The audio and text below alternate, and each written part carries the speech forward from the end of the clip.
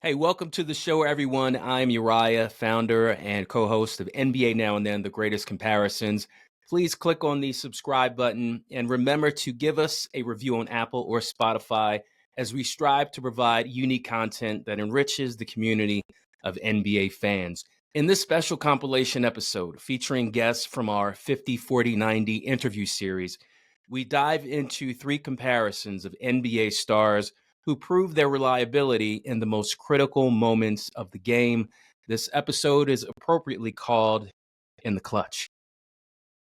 Zach Ciavolella is a fan of Jalen Brunson, but points out Chauncey Billups' leadership in the 2004 finals. Jalen Brunson and big shot himself, Chauncey Billups. I gotta go Chauncey. I think that I actually like Brunson a lot. I do too. I am a fan of quite a few Knicks players, which, some Sixers fans may not like to hear that, but they were Villanova guys. Talent. Yeah. And I'm a Duke fan, so I don't even really care about that, first of all, but it's nice talking to you, Zach. Have a good night. Jalen Brunson has increasingly gone too far into grifting territory, and people have and will continue to call me a hypocrite, even though I cover the Philadelphia 76ers, which I cover the team. It's not me. Me saying that about Brunson doesn't mean I don't think it about Embiid. In any case, Zach covers the Philadelphia 76ers for Philly Sports Network, and he is the digital editor for Philly Metro newspaper. I just think that the way that Chauncey played, he obviously was never a superstar. The way that he elevated that Detroit Pistons team, the way that he played in Denver, I really think, and Chauncey's a guy who I think that you could even have that conversation of like Chauncey or Jamal Murray, like is another kind of comp that you could talk about there. I like Chauncey, man. I gotta go Chauncey there, and part of the reason for me is just the shot. Just in a big moment, I believe in that shot from range more than I believe in it for Brunson. Dusty Garza holds Chauncey Billups in high regard, but looks at Jalen Brunson's emergence from a unique standpoint. Has earned his flowers, but Jalen Brunson, man, wow. There's so many things that I like about Jalen because he comes from a basketball family, and that is also something I learned from the Spurs system and RC is you look at the forefathers of the player. Dusty has been covering the Spurs since 1993 and has been a contributor for KABB Fox 29, News for San Antonio, and NBA TV. Weird as this sounds, I often equate it to coming from a circus family. There are families in the circus that have just been doing it for a while. Like they know what the family life is like on the road. So I'm going to definitely go with Jalen. Temple University grad. Right. Yeah, exactly. Yeah. Exactly. Paul Nepper loves this comparison, but he finds it tough to choose between the two.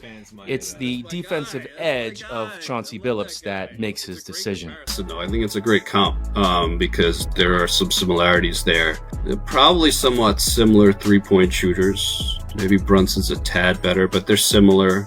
I think Brunson looks for his shot more now. And Billups didn't have Brunson's footwork. Brunson's footwork is elite, and his ability to get his shot off is elite. Paul Nepper is the author who wrote Knicks of the 90s. His next book, a Moses Malone biography, will be released in the fall of 2025. I think I take Chauncey. I hate picking against my guy, but I think I take Chauncey. The two things, and they bleed together somewhat, are the size and the defense. Chauncey was a really good defender. He could defend. He could switch better because he was bigger than Brunson. And Brunson's great at taking charges, but he's not a very good on-ball defender or the pick and roll. He struggles. So defense would be the deciding factor for me there, and I'll take Billups. Jalen Brunson, Chauncey Billups. Jalen Brunson, Chauncey Billups. Jalen Brunson. Chauncey Billups. The power, 3 points.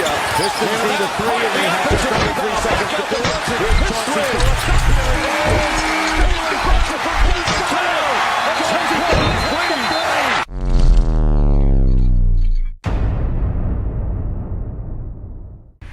On this episode of NBA Now and Then, The Greatest Comparisons, we compare two unassuming point guards who proved themselves at every level. This Hall of Fame player was known as Mr. Big Shot for a reason. Their games filled with poise and skill. This player has Madison Square Garden rocking again in the postseason. With focus and determination as leaders of their respective franchises. Trusting these two to make clutch plays was never just an option. It was expected. We are eager to present to you Jalen Brunson and Chauncey Billups. I'm Uriah. I'm Maurice. And I'm Ben. And we're here to talk NBA now and then.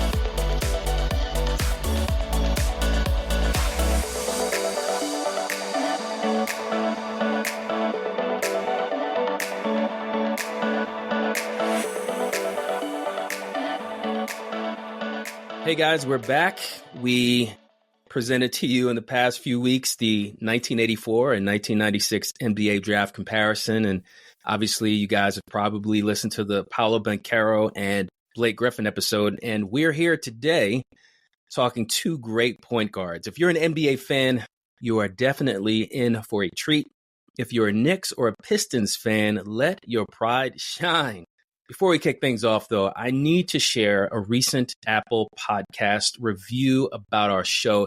It comes from someone who's a huge follower of NBA Now and Then on Instagram. He literally likes every single IG story that we post, and it means a lot. So I'm going to read it out loud. Here is our 5-star review from Kennedy Jackson. He says, best basketball podcast I've heard in years. Keep it up.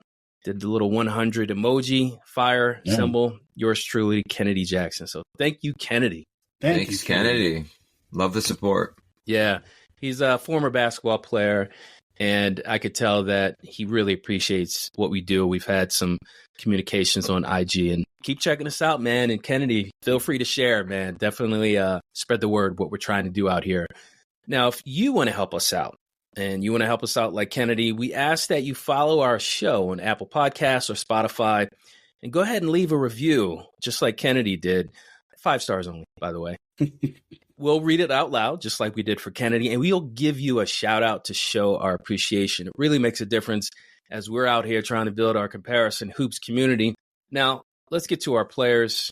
We're talking Chauncey Billups and Jalen Brunson. And obviously, Billups has been in the news lately, which leads us to the fundamental question. We're trying to answer which player of today reminds us the most of Chauncey Billups.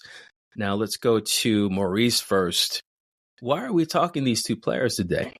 Both players were not impactful coming into the league. You could easily make the case that Chauncey Billups was on the teetering on draft bust. And for Jalen Brunson, he had to fly his wings somewhere else and be the main star for him, for us to really see the talent that he has. Yeah, excellent point. It's so ironic. I was listening to an interview where Chauncey Billups was on the panel with Malika Andrews and I think Kendrick Perkins. And he actually said, Maurice, that he was not ready when he came into the NBA. Even though he's a top pick, he literally said in the interview, he's like, when he was in college, he was bigger than everyone at his position. He was better. And when he got to the NBA, there were guys stronger than him and faster than him. He admitted himself, he just was not ready to make the impact. What about you, Ben?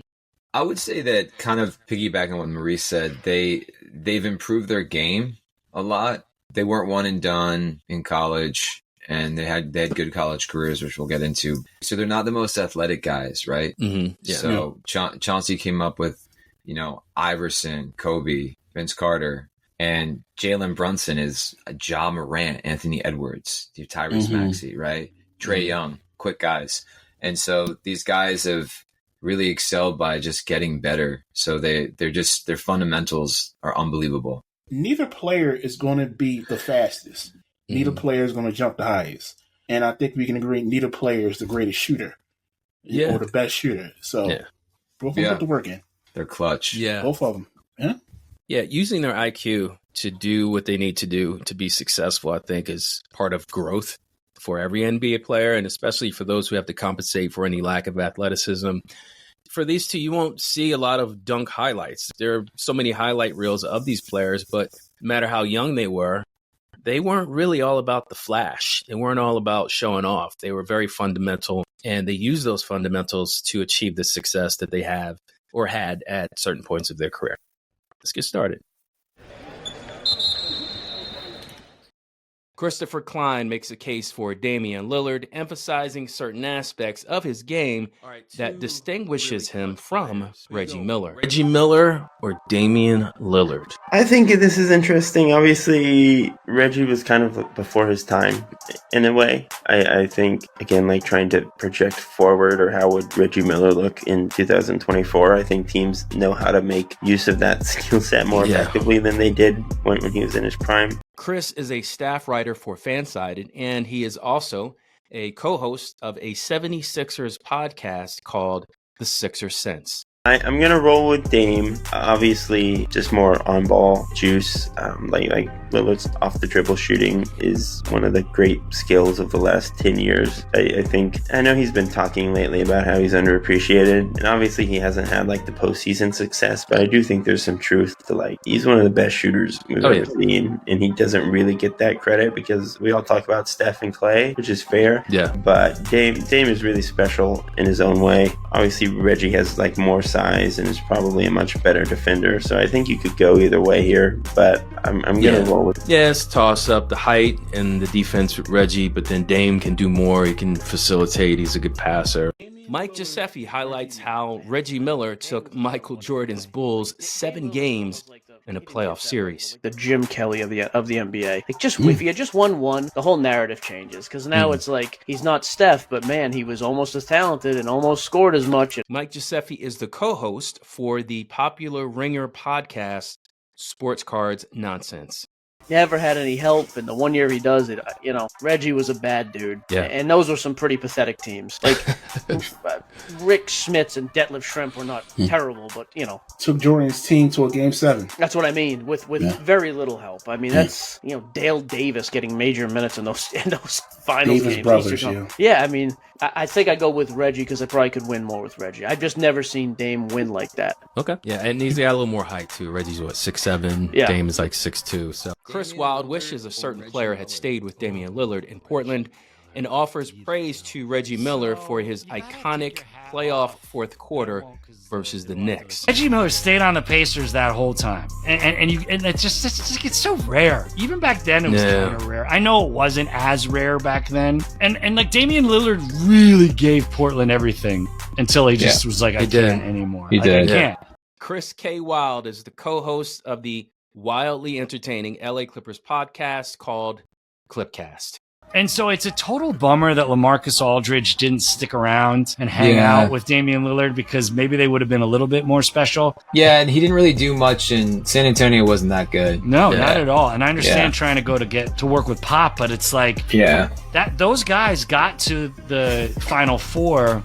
D-Lil's Portland Trailblazers, that was a year that the Clippers really could have gotten to the Final Four and didn't. Damian Lillard or Reggie Miller? I mean, the initial instant answer is Reggie Miller, right? Because you just look at the guy. I mean, I remember watching that game in real time when he single-handedly beat the Knicks in 12 seconds or 14 seconds or less than 20 seconds or whatever it was. Yeah. And that absolutely blew me away. And I do know that Damian Lillard hit that big shot in round 1, but he didn't hit like 3 back-to-back-to-back. He hit 1. So I'm going to go Reggie Miller.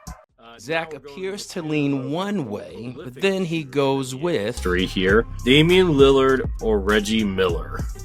I mean, you're talking about guys who, in the sense that they're both incredible shot makers, like they share that similarity. clutch. Clutch. That gene is absolutely incredible. I've been a huge Damian Lillard fan for much of my life. When I was originally coming into the NBA, I gravitated towards some of those West Coast teams. Like I mentioned, the Sacramento Kings earlier. Right. The Portland Trailblazers were actually the first team that drafted me in that NBA 2K game. And so I fell in love with Brandon Roy, LaMarcus Aldridge, Brandon Luka. Roy. There we go. Let's Brandon go. Roy, one of my all-time favorite players. And we need to do an episode on him. Just saying. Had that man been healthy, you're putting him up against Kobe Bryant, and I will not be taking questions otherwise. Like, he was. Him and D Wade would have been fighting for the best shooting guard name if he was healthy. Absolutely, incredible player. But all that just to say, I've got a lot of love for Portland. I had a lot of love for Dame, still do. Reggie, man, I knew that was coming. Reggie, come on, man. Damian Lillard. Reggie Miller. Damian Lillard. Reggie Reggie Miller. Damian Lillard. Jordan is on best. A chance to Harper's on Miller. McKee gets it in the middle.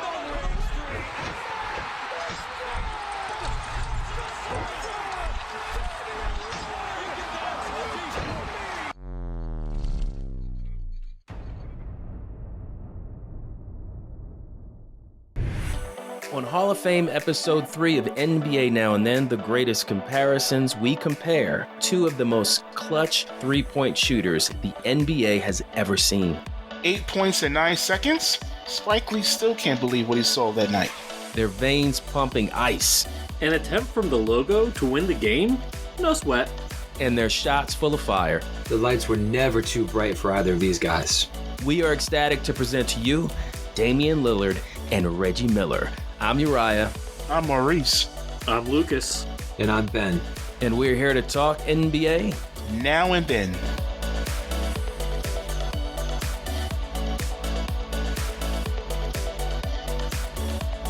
Okay, here we go. Episode 3, Hall of Fame Episode 3. We've already talked about Isaiah Thomas, Kyrie Irving, Joel Embiid, and Hakeem Olajuwon. Now it's time to talk about some clutch performers. Let's start with Lucas. What makes this comparison so special to you? So when I'm thinking about these two, you got a point guard right here who's arguably the second best shooting point guard of all time and in this current generation.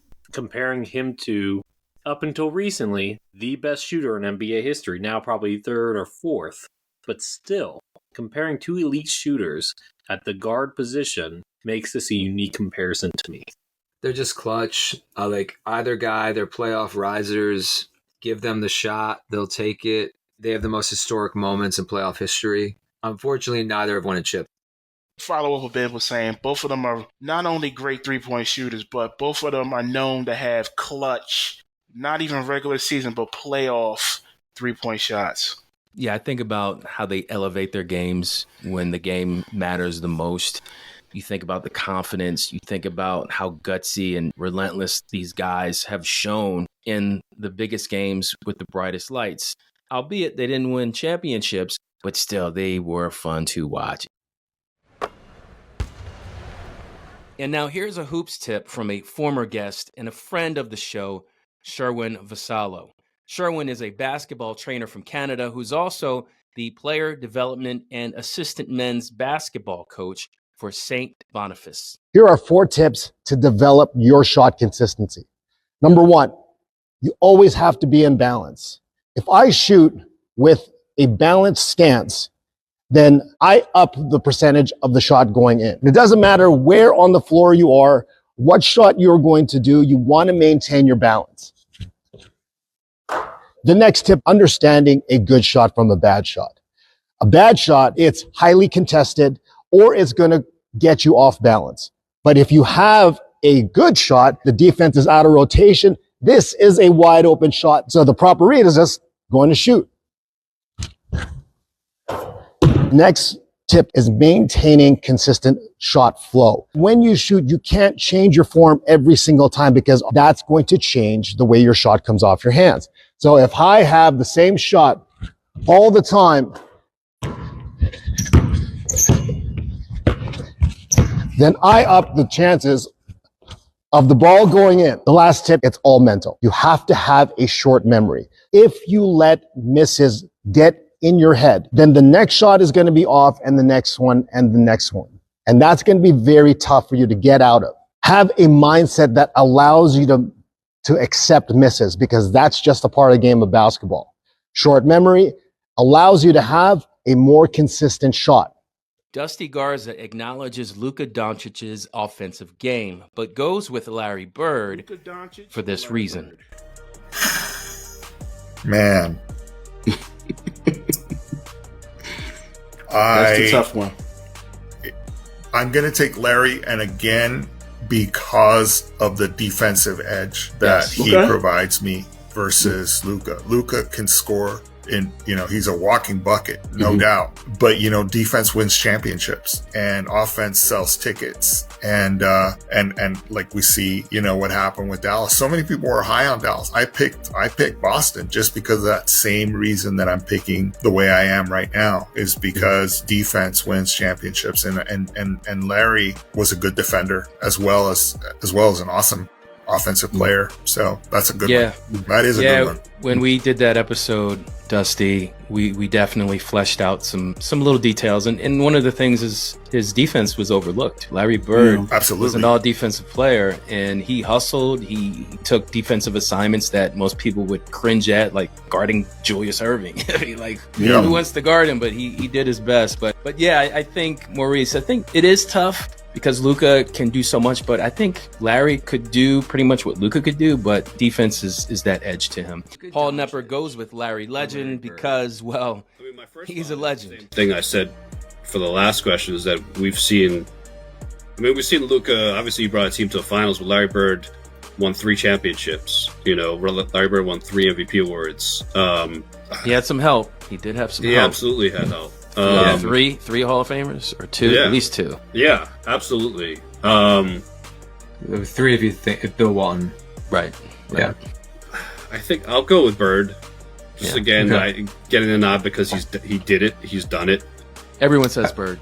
I've been waiting for someone to break that. I think the defense is what separates. Yes. I think when we analyzed that episode, it was the defense, which people forget sometimes really separates some guys. Chris Wylde throws in a little humor before he makes his choice for... First of all, who was chubbier at their chubbiest? Luka Doncic or Larry Bird? Larry Bird, did you ever see that Dream Team documentary? And Barkley's talking about Larry Bird. He's like, Larry Bird would drink Budweiser before the games, and that's a strong beer. I just like the idea of Larry Bird drinking Buds with the Dream Team. Luka Doncic is definitely not drinking Budweiser. He's probably drinking Stella Artois. I would definitely say Larry Bird. He's one of the all-time greats. I think Luka Doncic, obviously, his ceiling is probably Larry Bird. Maybe higher. I don't know. But, I just feel like, yes, he is fun to watch. Yes, he did get his team to the finals. What he's done is very impressive. He got to the Final Four. He got to the finals. He's gotten to the Final Four twice. He's gotten to the finals. He's got a little help now with Kyrie, Irving. But it's Larry flipping Bird, man. Sherwin Vasallo sees the similarities between these two offensive juggernauts, but he picks Luka Magic, sort of.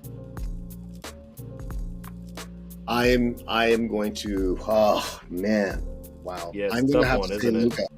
I'm gonna have to say Luka. Really? Okay. Yeah. Wow. I think you might be the first person. You might be the first one. Tell us why. I want to know. Let us know. Wow. I mean, and this is going to be weird for me to just try and break them apart. Both IQ players. They're both good shooters, great shooters. Yeah. I think that just a 0.5% up on athleticism for Luka. Mm-hmm. Okay. So it's nothing that's definitive. I think it's just more of a, ask me tomorrow. I'll probably pick Larry Bird. Yeah. Luka Doncic, Larry Bird. Luka Doncic, Larry Bird. Luka Doncic, Larry Bird. Most amazing late game players that I've ever seen. Finney Smith to inbound. Back to Doncic. Doncic pulls up, three-pointer. Bang! Bang! It's good. Doncic wins the game.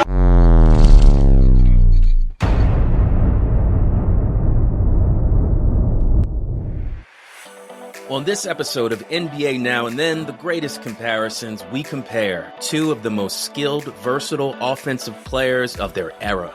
From small town Indiana to big city Boston, this legend helped save the NBA. Their basketball genius, unbelievable. His fantastic play has added magic to his name, but not the one from the 80s. Their spontaneous style, sublime. Whatever these two lacked athletically, their skill helped build a surplus of iconic highlights. We are proud to present to you Luka Doncic and Larry Bird. I'm Uriah. I'm Maurice. I'm Lucas. And I'm Ben. And we're here to talk NBA Now and Then.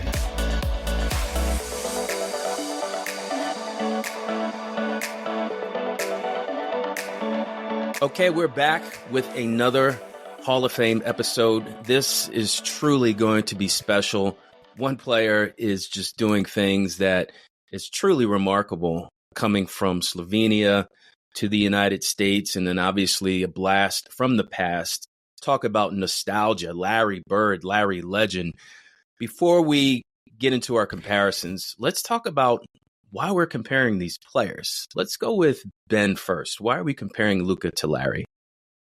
Probably the obvious one. They're good shooters, and they're both white guys who can ball. If I'm being honest, I mean, let's be honest. Yeah, and they're kind of slow. They're not athletic. Similar size. They can play point guard. They just kind of have that dog in them too. So yeah. See, I thought color did have something to do with it, but not necessarily the two white guys. They both wear green in their jersey. That's what I thought you were going to say. Mm-hmm. Yeah. But Maurice, what about you? Why are we talking about these players? I think both of them have kind of like the same attributes, the same skill sets. They're not the most athletic. They're not the fastest. Neither of them jump the highest. But they get the job done, and they get it done in a very special way. Absolutely. And Lucas. I mean, look, I'm gonna point out what Ben said. They are white guys, but there's been other skilled white guys in the NBA. I think we can all agree with that. But the thing that makes these two guys different than the rest of the white guys is the fact that they have a I don't care attitude. I'm gonna do me. I don't care that I'm not the most athletic. I don't care that I can't jump the highest, but I'm still gonna dominate this game, and I'm gonna tell you how I do it sometimes. Yeah. Wow. Yeah. Man, I can't follow that up. That was really well said, Lucas. I will add to that the whole idea of them being very vocal and confident with their game despite what they lack athletically. Mm-hmm. And I think you pretty much went into the whole, I'm going to tell you how I did it, because that's what Larry used to do. Oh, yeah. Trash talking. And Luka, he's a little bit of a trash talker, too, when we talk about, obviously, the rivalry with the Suns and Devin Booker. Him and Devin Booker especially. Yeah. Absolutely. And with the refs sometimes, too. Yeah. Yeah, I watch a lot of Mavs on League Pass, and he just will take the shot. And I think Larry had that, too. Yeah. The one thing that I want to say before we officially begin is I feel very fortunate to have grown up in that era in the 80s, because there were three things you could always count on in the spring in the mid-80s. It was the weather getting milder and nicer out. Obviously, the birds coming out and chirping and the animals coming out from hibernation. You always counted on the Lakers and Celtics being on TV, the green versus the gold. And as a kid, it was so... You just get so hype because you knew the Magic and Larry rivalry was something unique. It's something that Maurice alluded to earlier about saving the NBA, and we'll get more into that later. Let me ask you guys this. Is the Booker-Luka rivalry, which, by the way, they could have been teammates, is this rivalry going to be as good as the Magic and Bird one? No. Probably not. I think it would have to be like if it would have to be a top 5 player. And no offense to Booker. Are they not both top 10s already? No, but top 5. Top 5. And it's hard to crack that top 5. That top 5 has been pretty... Here's the thing. Let me jump in here. To answer the question and move on, it can't be, because if you look at the historical context, this rivalry actually started in college. So, that's true, yeah. And it was so contentious. We'll get into it with some of the history stuff, but yeah, this is going to be a special episode. Let's get right to it. Thanks for tuning in, guys. Remember, every Sunday we have new comparison episodes along with special category episodes and tons of other unique content that celebrates the great game of basketball. Until next time, I'm Uriah with NBA Now and Then, the greatest comparisons. Peace.